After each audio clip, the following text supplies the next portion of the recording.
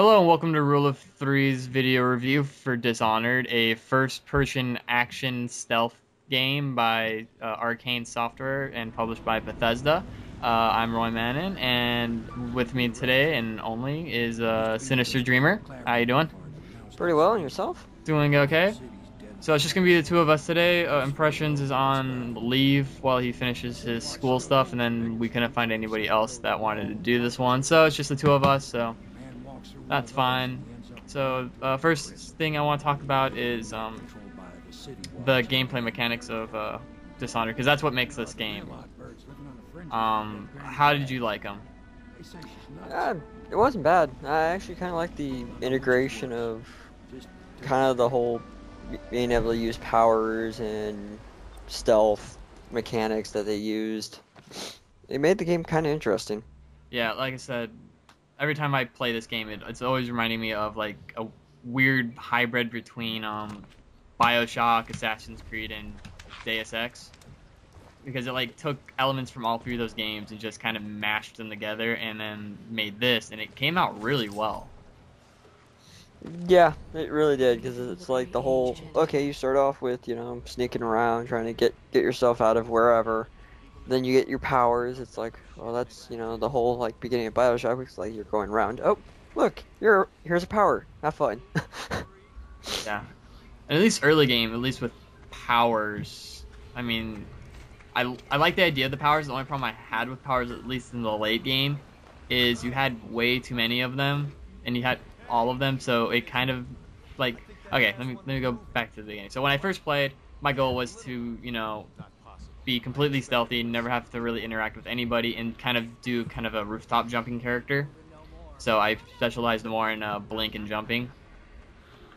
And then, but the problem with that was, in certain parts, I had to figure out different strategies to get around, like, indoor areas, because I wasn't as, I didn't have any, like, I didn't have possession where I could inhabit the body of animals or person to get around, and I had to kind of use more of my wits and figure out other routes. Whereas late game, I had everything. I mean, at that point, it was just like, oh, there's somewhere I can go. There's no guards there. I'll just go that way. And I don't know, for that, it kind of killed the late game for me, but that was my only real complaint about powers. Yeah, well, it seems like, early game, as you're getting your powers, it's like, okay, work around, tweak, and figure out, okay, well, I can use this right now and do this.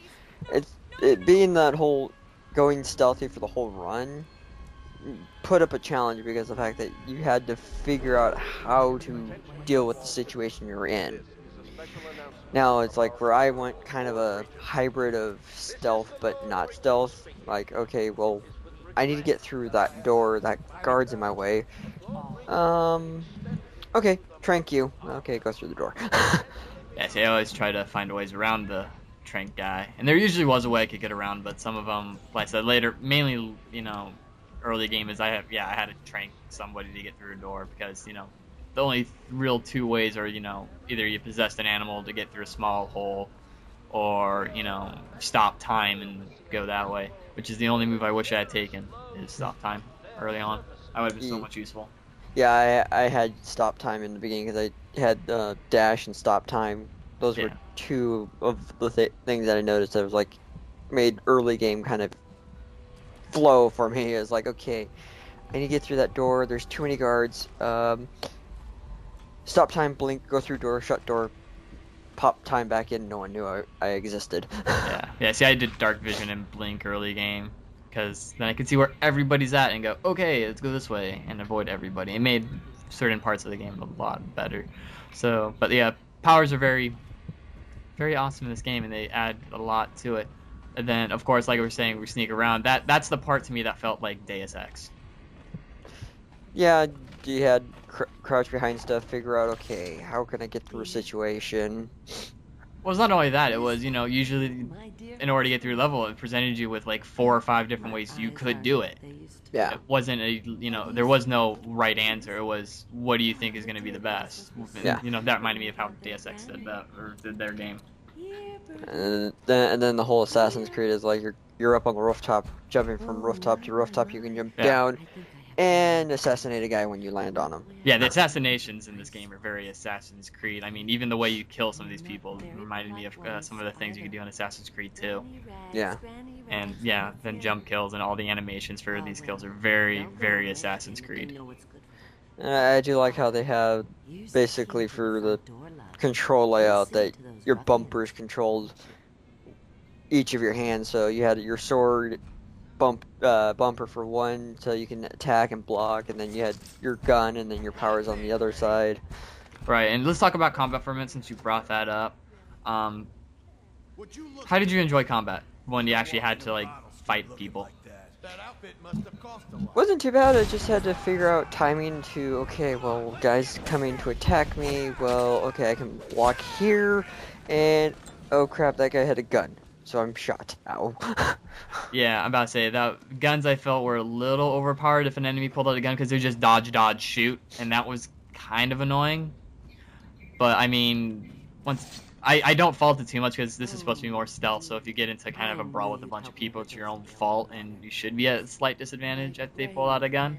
Yeah. But yeah, if there were swords, it was easy, just block, counter. Yeah, block, counter, stab. But the nice thing at least is if they pulled out a gun, that was their weapon at that moment. They couldn't really just switch to the sword. Yeah. So Well, if you got close enough, you could stab them and they're dead. yeah. Well, I mean, the few times that I accidentally got into actual combat with a bunch of people, I found if they just pulled out a gun, I just switched to my gun here and shoot them, and that was that. Yeah. So I mean, there was ways to deal with it, but most of the time I just ran from combat because, like I said, my whole thing was to try not to kill anybody. But I did because eventually they got the back to powers. This is a power that if you kill somebody stealthily, their body just evaporates, and that was my favorite power of all time for that time. Nice. Especially late game when there's a couple times I had to just take out some people because I had no choice. Well, there was a choice. I just decided to ignore the other ones. Is there any other gameplay mechanics I'm missing? At least Well, that's pretty much the main thing. Otherwise, most of the stuff is the one thing I like is the whole character interaction, the people you meet in game. Just Really? the little things that people do, especially Granny Rags. It's like she's lost her mind. Yeah, I'm not gonna spoil Granny Rags. She's actually very important. Well, semi-important later on. Yeah, but Um, she's fun to her first set of quests are kind of fun. yeah, she was the only side. Okay, let's go into characters and story then. Character-wise, yeah, Granny Rags was the only character I really cared about. At least early game, just because yeah, she was crazy, and there's a couple points later on to where Granny Rags is mentioned by a couple of people, and you kind of wonder about her. But all the other characters were just forgettable. Yeah. I Because mean, most of it's all like, okay, they're part of the plot, big whoop. yeah. Well, that was my other. I mean, my other biggest problem with this was the story was just so predictable. I mean, I saw everything coming. I don't know. I kind of as I played, I was like, oh, little bits of information. Okay, well, interesting. Well, I mean, the overall plot. I mean, because when the setting of the story is, the Queen's assassinated, you happen to be there, so you get blamed, and then you're trying to get revenge on the people that actually killed her. But I mean, that's a very cliche storyline in itself, and then just I think there's really maybe 2 plot twists in this, and I both saw them coming from this get-go. Like, I knew they were gonna happen. It wasn't anything, like, oh my gosh, why is this happening? It was all like, yeah, okay, let's move on. Especially the last plot twist. That was by far the most predictable of them all. Yeah. And then other than Granny Rags, the only other character I found interesting was Mark, which is the weirdest name to give your supernatural guy. It's just Mark. Mark. But he was the only character that I found interesting because did you find any of the shrines? Yeah. Yeah, just when he showed up off the shrines, I mean, he gave you some interesting kind of details. Oh, that's the other gameplay mechanic we missed was the runes and bone. Runes and bone shards. Yeah, since we're talking about story, those are very integral to the plot. So in order to unlock powers, you have to get things called runes. They're hidden all over the map. well, not all over. There's usually about 7 or 8 per mission. They're hidden, and you can also get them from people for doing quests because they'll be like, oh, well, But I mean, runes, yeah, their sole purpose is to just unlock powers. Bone shards, on the other hand, there's a lot more of them, but that's because they give you small bonuses to different kind of random attributes. which you equip to yourself to give yourself bonuses, and you can get up to 6, I believe. You can have 9 if 9. you fully upgrade them. But bone shards, I mean, some of them were good, and I don't know, some of them just felt like they had zero purpose. I know there was one that was like, make more albino rats show up. I'm like, okay. And there's just a couple of other ones that were just like, kind of, why would I ever choose this? And I liked bone shards, the idea of them, but it just felt like there's so many that were so pointless, and then the other ones were just like, okay, yes, I need this one, I need this one, I need this one, I need this one. Yeah. And that's pretty much it for the, add-ons to the gameplay. The other thing I want to talk about is the replay value of this game, because when I first played it, I was kind of like, there's not going to be a whole bunch replay value because, well, that's not true. I always thought it was going to have a little bit higher replay value, but just because, there's many ways you can do each assassination, but some of the achievements are actually are hard to get, like get through the level without through every level without being seen and killing anybody. Yeah, it was like, for when I first started playing, I'm like, okay, there might be at least 1 or 2 replays, and then like you said, looking at the achievements, like, oh, well, that's gonna be difficult. Well, it's not only that. There's a couple of like alternative ways to assassinate people. Like, I know there's a couple that if you choose the non-lethal way to get rid of somebody, it's an achievement, and then there's like the one way to, if you kill them, you get an achievement. Yeah. So it opens up to, do you want to be high chaos, low chaos, or, opens up a little bit more on that. So, I mean, I thought that was cool. The other thing is, when you decide that you want to kill somebody, or like depending on your actions during the level, it actually changes the map a little bit.